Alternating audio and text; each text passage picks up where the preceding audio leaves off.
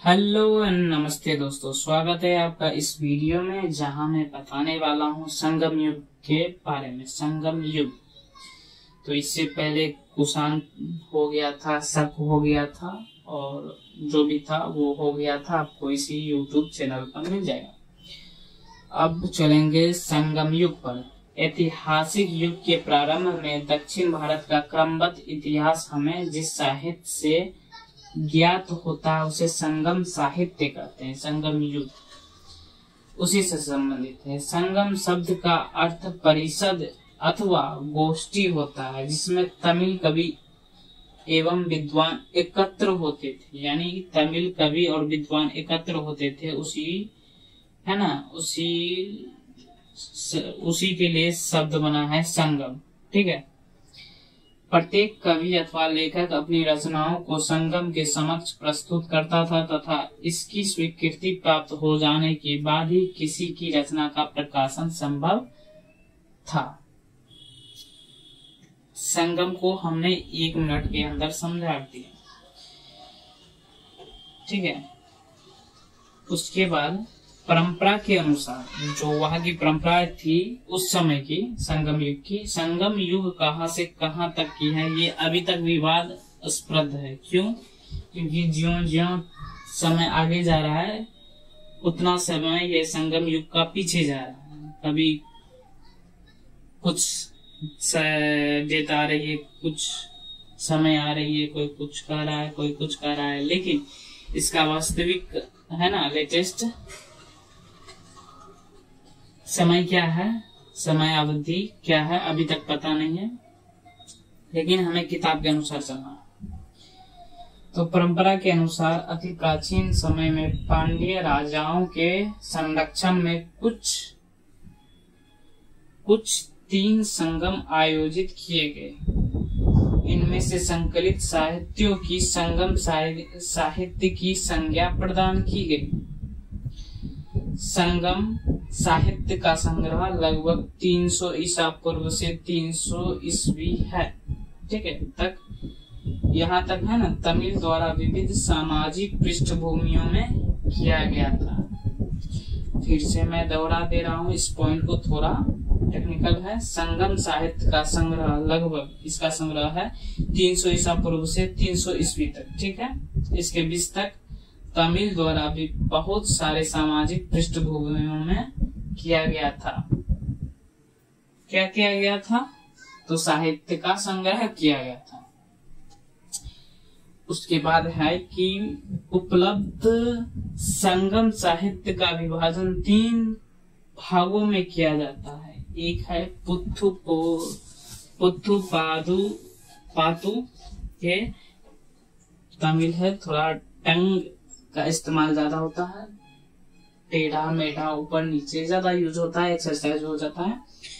तो उपलब्ध संगम साहित्य का विभाजन 3 भागों में होता है। पहला है पुत्थु पातु, दूसरा है इथुथोके तथा पादीनेन किलकनुकु, जो भी है।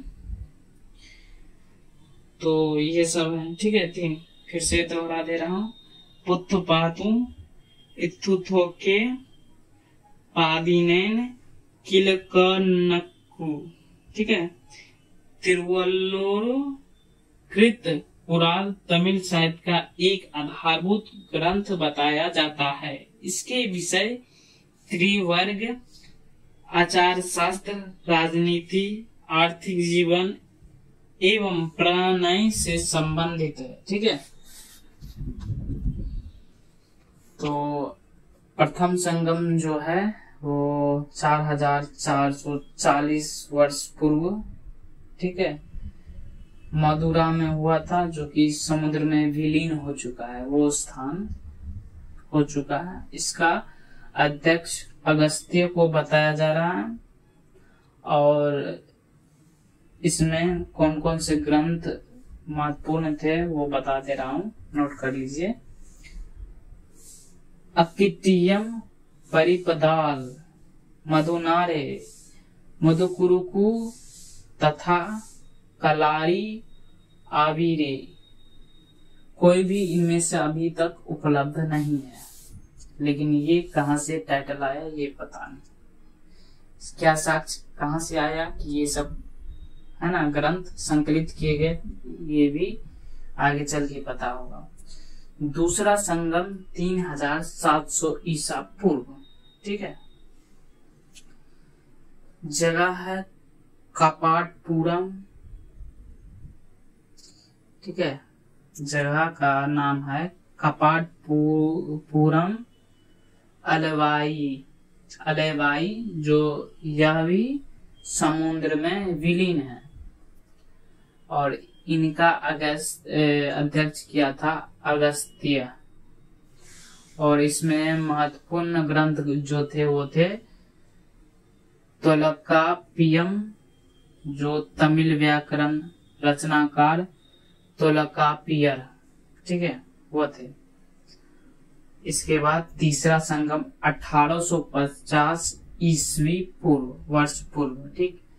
स्थान है मदुरा और इसके अध्यक्ष है निकिरर जो है। और इसमें संकलित महत्वपूर्ण ग्रंथ जो है ये राइट डाउन कर लीजिए। नेदुनथोके, कुरुनथोके, नत्रिनई, एनकुरु, घोरु, परिपादल, कुथुवरी, पेरिसे तथा सत्रीसे आदि।